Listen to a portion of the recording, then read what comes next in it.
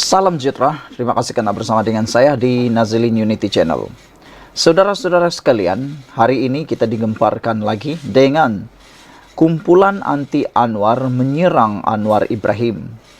Bukan serangan secara fisikal, tetapi menyerang secara membabi buta atau membabi tuli.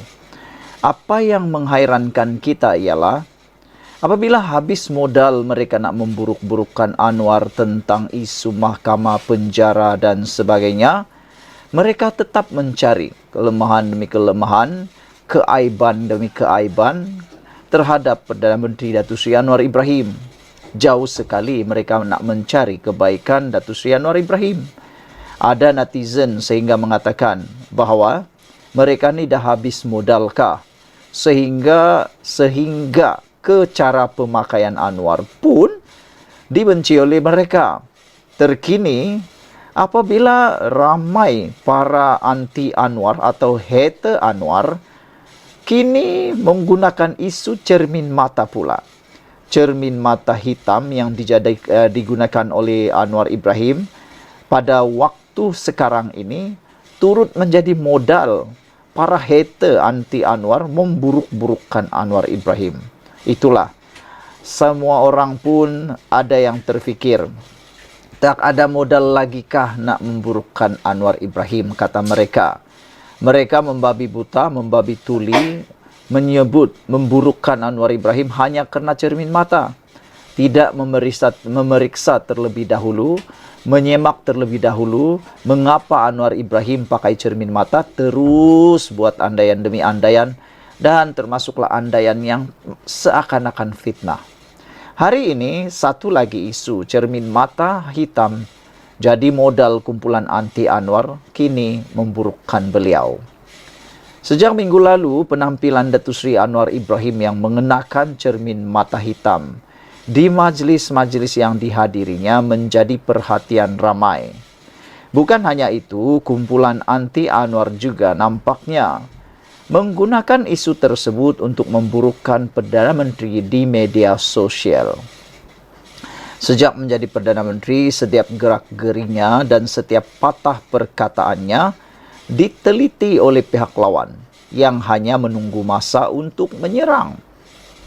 Tetapi tidak disangka pula, isu bercermin mata hitam pun pula menjadi isu panas yang digembar-gemburkan. Sedangkan Anwar masih bekerja keras menghadiri program-program rakyat. Anwar Ibrahim sebenarnya apa yang berlaku? Beliau mengenakan cermin mata hitam itu kerana menurut laporan The Star, Perdana Menteri kita Anwar Ibrahim mengalami reaksi alergik di kedua-dua belah matanya, namun tidak diberitahu secara terperinci. Makna kata Anwar Ibrahim dalam keadaan sakit. Matanya sakit, mungkin merah, mungkin berair dan sebagainya. Anda pun tahu, masalah mata ini kadang-kadang boleh diatasi dengan menggunakan cermin mata hitam. Selain daripada silau dan mengelak untuk dilihat buruk oleh orang lain, merah matanya. Kita patut memuji tindakan Anwar Ibrahim. Sanggup bekerja, bergerak ke mana-mana, ke sana-sini, walaupun dalam keadaan sakit. Dia bercermin mata hitam, tetap juga bekerja keras menghadiri program-program rakyat. Dia tidak jadikan masalah mata sakit itu, alergik mata itu, tidak hadir menghadiri program rakyat. Jauh sekali lah ada pemimpin pembangkang tu, dah sakit-sakit sikit, tak hadir parlimen. Ada pemimpin-pemimpin ni sakit-sakit sikit je, tak hadirlah parlimen.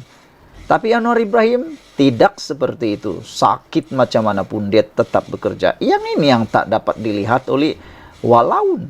Mereka ingat Anwar Ibrahim ini orang yang lemah. Tapi nampaknya sakit pun dia tetap bekerja juga. Dalam satu hantaran di platform X, seorang penyokong pembangkang memuat naik gambar Anwar dengan caption, "Are you okay Anwar?" Selain menyertakan gambar Perdana Menteri berkaca mata hitam dan jari-jarinya yang kelihatan membengkak. Di ruangan komen hantaran itu, seorang individu anti Anwar berkata pemimpin itu semakin teruk. Makin parah, kata beliau. Begitupun, ramai yang tertanya-tanya apa yang terjadi kepada pemimpin nombor 1 negara itu.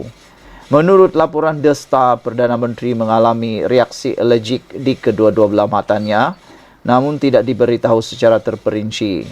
Kedua-dua matanya terjejas, dia sebenarnya dinasihatkan untuk berehat. Doktor sebenarnya nasihatkan Anwar berehat, tapi apa dia buat? Bekerja keras juga. Itu yang patut di-highlight. Bukannya cermin mata hitam itu yang di-highlight. Itulah, orang ni kalau dah benci, hatinya dah hitam terhadap seseorang, tetap hitam jugalah.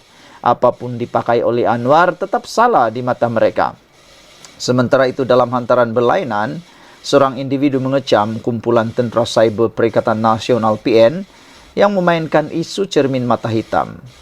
Mereka antara lain berkata, imam di Masjidil Haram pun menggunakan cermin mata begitu, maka tidak sepatutnya ia dijadikan satu masalah. Sekian dulu untuk kali ini. Jangan lupa tinggalkan komen Anda untuk isu kali ini. Apa pula komen Anda tentang cermin mata hitam yang kini jadikan modal kumpulan anti Anwar untuk memburuk-burukkan Perdana Menteri Anwar Ibrahim pula. Jauhkan tindakan perbuatan buruk seperti itu, menakut-nakutkan. Maksud saya, kita takut nanti perbuatan seperti itu tidak membawa apa-apa pahala, tidak membawa apa-apa berkat, tidak membawa apa-apa kebaikan kepada diri sendiri maupun kepada negara kita. Malaysia kita punya, kita juga sama-sama cintai Malaysiaku. Bye-bye. Salam sejahtera, terima kasih karena bersama dengan saya di Nazilin Unity Channel. Hari ini di FMT, polis merakam keterangan Cikgu Bad berkait hantaran KK Chai menghadap Agong. Badrul Hisham Syahrin mungkin disiasat di bawah Akta Hasutan 1948 dan Akta Komunikasi dan Multimedia 1998. Aktivis politik Badrul Hisham Syahrin hadir ke Ibu Pejabat Polis Bukit Aman untuk memberi keterangan berhubung hantaran di media sosial membabitkan pertemuan antara Yang di-Pertuan Agong Sultan Ibrahim bersama pengasas KK Supermart Chai Kikan di Istana Negara. Badrul atau lebih dikenali sebagai Cikgu Bad dalam sidang media sebelum dirakam percakapan berkata, beliau mungkin disiasat di bawah Akta Hasutan 1948 dan Akta Komunikasi dan Multimedia 1998. Saya hadir ke Bukit Aman kerana dipanggil polis berhubung hantaran saya pada 5 April yang membela imej Raja-Raja Melayu daripada dirosakkan imejnya, kata beliau. Netizen mula mempersoalkan, kata mereka, wah boleh tahan juga Cikgu Bad ni, tiba-tiba pula menjadi pembela imej Raja-Raja Melayu, kata beliau. Kata netizen, di mana celahnya Cikgu Bad membela imej Raja-Raja Melayu? Itu dipersoalkan oleh netizen. Tapi menurut Cikgu Bad, beliau menulis dengan penuh sopan dan melontar pandangan. Betapa tidak kena dengan bahagian protokol membenarkan seseorang kena tuduh di mahkamah dalam kes menghina kalimah Allah dibenar menghadap, kata beliau. Namun ada netizen yang mempersoalkan semula kepada Cikgu Bad. Mereka kata, adakah undang-undang yang menghalang protokol tersebut atau menghalang perkara tersebut? Mereka juga bertanya kepada Cikgu Bad bahawa itu adalah budi bicara yang di-Pertuan Agong. Itu adalah kuasa prerogatif yang di-Pertuan Agong. Maknanya yang di-Pertuan Agong mampu membuat keputusan mengikut budi bicara baginda. Jadi yang dipersoalkan oleh Cikgu Bad itu seakan-akan mempersoalkan budi bicara yang di-Pertuan Agong. Badrul turut mendakwa siasatan terhadapnya adalah merupakan satu bentuk intimidasi dan menegaskan bahawa beliau juga tidak akan menyerahkan gadget miliknya serta bersedia ditahan. Kemudian Beliau kemudiannya masuk memberi keterangan pada 12.15 tengah hari tadi. Kontroversi KK Mat bermula 13 Mac lalu apabila beberapa gambar stalking tertera kerima Allah ditemui di cawangannya di Bandar Sanwe tersebar di media sosial, sekaligus mencetuskan kemarahan orang Islam dan desakan boikot oleh pemuda UMNO. Susulan siasatan polis, pengasas KK Mat Chai Ki Kan dan istrinya Loh Sew Mui yang juga pengarah syarikat didakwa di Mahkamah Session Shah Alam atas pertuduhan melukakan perasaan agama orang lain kerana menjual stalking itu. Bagaimanapun mereka mengaku tidak bersalah terhadap pertuduhan itu. Isu itu berlarutan apabila 3 cawangan KK Mat dibaling bom petrol, iaitu di Bidor Perak, Kuantan Pahang dan kejadian terbaru di Kuching Sarawak. Pada 3 April lalu, Sultan Ibrahim berkenan menerima menghadap Chai di Istana Negara dan dalam pertemuan tersebut beliau memohon ampun dan maaf kepada Seri Paduka Baginda serta seluruh umat Islam.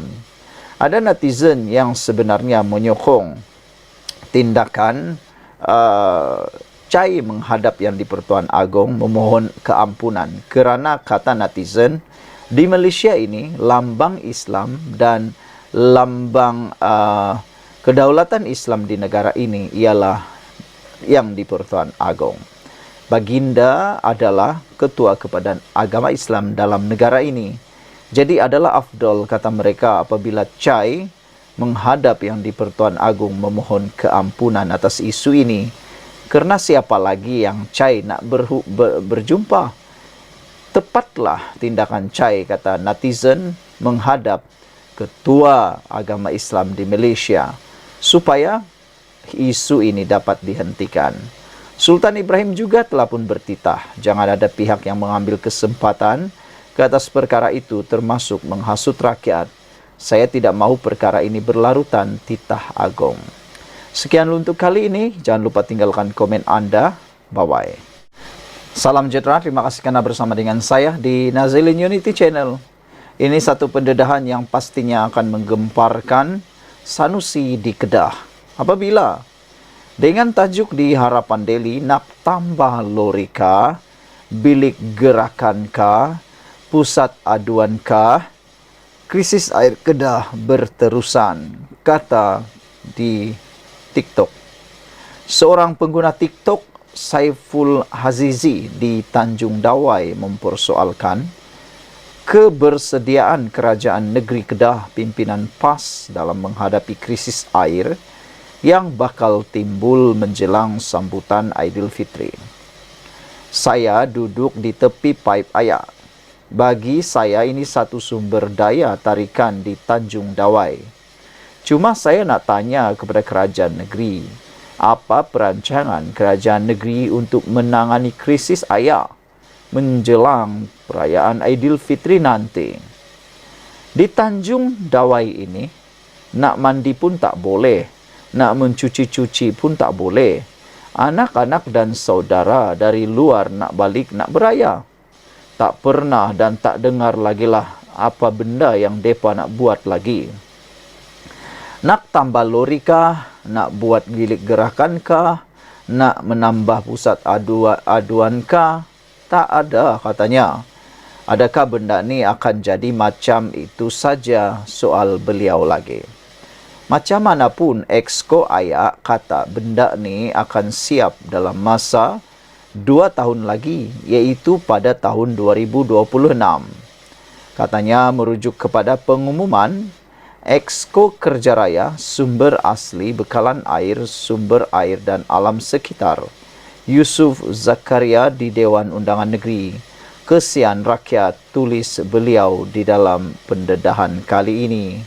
Saudara-saudara sekalian, dengan pendedahan kali ini, ia cukup melengkapkan sudah kritikan rakyat Kedah terhadap kepimpinan Sanusi.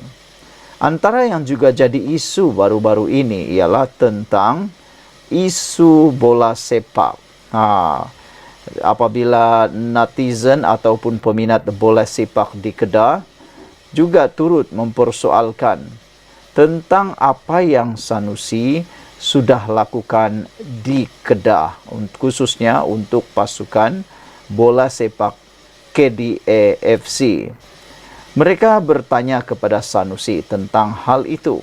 Saudara, saya carikan kepada anda isu tentang bola sepak tersebut yang mana mereka begitu jelas menyindir kepimpinan Sanusi, sehingga ada yang berani mengatakan dapat dekat hang semua lingkup penyokong bengang.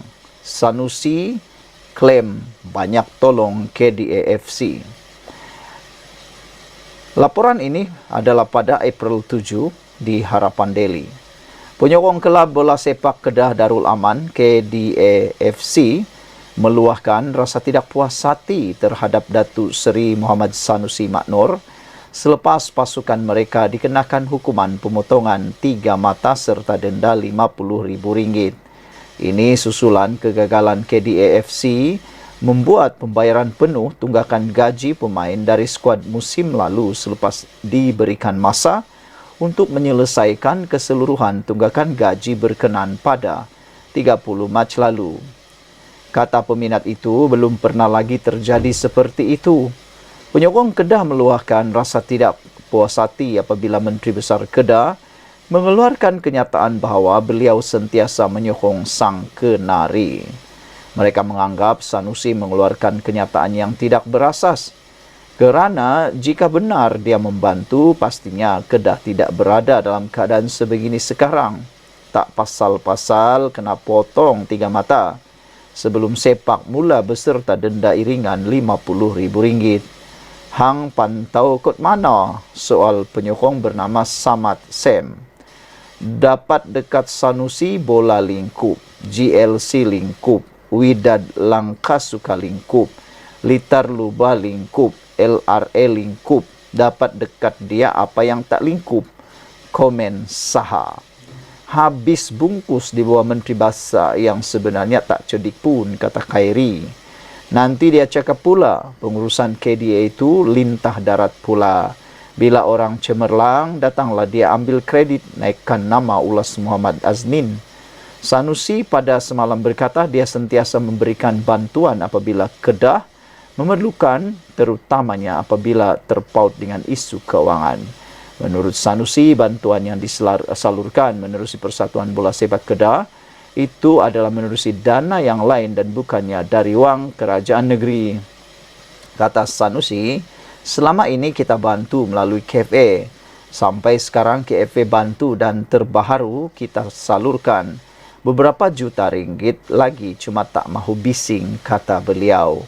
Lepas itu mereka masih kata kita tak tolong. 16 juta ringgit bukan jumlah sikit, kata Sanusi. Kalau bagi anak yatim, bayangkan, tengok, banding bola sepak, mana lebih afdal? Tentulah anak yatim, kata Sanusi semalam. Begitupun penyokong memangkah kenyataannya dan menyifatkan Menteri Besar Kedah itu tidak kompeten sepanjang menggalas jawatan tersebut. Sementara itu, pengerusi kelab penyokong Kedah Darul Aman, Nur Hasmadi Hamzah berkata, hukuman yang dikenakan kepada pasukannya menjadi sejarah pahit buat bola sepak Kedah dan mengejutkan penyokong kerana belum pernah terjadi sebelum ini. Dia juga memohon agar kerajaan negeri membantu jika kesulitan ini tidak dapat ditangani pihak KDA FC musim ini. Sekian dulu untuk kali ini. Jangan lupa tinggalkan komen anda. Bye-bye. Salam sejahtera. Terima kasih karena bersama dengan saya di Nazilin Unity Channel. Saudara-saudara sekalian, kita ingin ucapkan tahniah dan syabas kepada kerajaan perpaduan kerajaan Madani pimpinan Datuk Seri Anwar Ibrahim. Ramai yang cuba memfitnah kerajaan ini, kononnya harga barang meningkat. Yang paling teruk sekali ialah berkaitan dengan tilawah Al-Quran dan hafazan Al-Quran peringkat kebangsaan dan antarabangsa. Sehingga 4 individu yang dikatakan telah pun menghantar hantaran palsu tersebut telah menghadap SKMM dan tengoklah nanti apa pula yang bakal menanti mereka. Adakah akan didakwa atau tidak, itu terpulanglah kepada SKMM.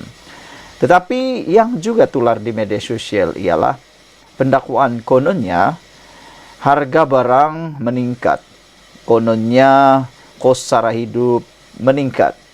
Ada juga tular kononnya barang tak cukup lah, macam-macam. Tapi nampaknya apa yang berlaku sepanjang hari ini mengujahkan ramai orang. Apabila ramai netizen berkongsikan risit-risit pembelian di pasaraya yang menjadi bukti bahawa harga ayam murah di seluruh negara menjelang Aidilfitri. Makna kata harga barangan, khususnya barang-barang keperluan, barangan harga kawalan seperti ayam, beras, minyak, semuanya dalam keadaan terkawal dan murah. Ini bukan sekadar cakap-cakap lawak jenaka. Ini bukan sekadar cakap-cakap dengan air liur semata-mata, tetapi netizen cukup teruja untuk berkongsi menunjukkan risit bahawa harga ayam sememangnya murah di seluruh negara. Jadi nak percaya mana? Fitnah yang tak betul ataupun risit pembelian yang sudah terbukti benar? Itu data yang tak boleh diubah-ubah. Seorang lelaki melakukan tinjauan di Facebook miliknya, bertanya kepada semua pengguna Facebook untuk berkongsi harga ayam di kawasan masing-masing. Seperti yang dijangka, rata-rata memberitahu harga ayam dijual sekitar RM7 hingga RM10 sekilogram. Seperti di Maidin contohnya, harga ayam dijual sekitar RM7.80 sekilogram di seluruh semenanjung Malaysia. Tetapi di Pasar Awam Bagan Ajam, Penang, seorang pengguna Facebook mendakwa ayam standard dijual pada harga RM10.80.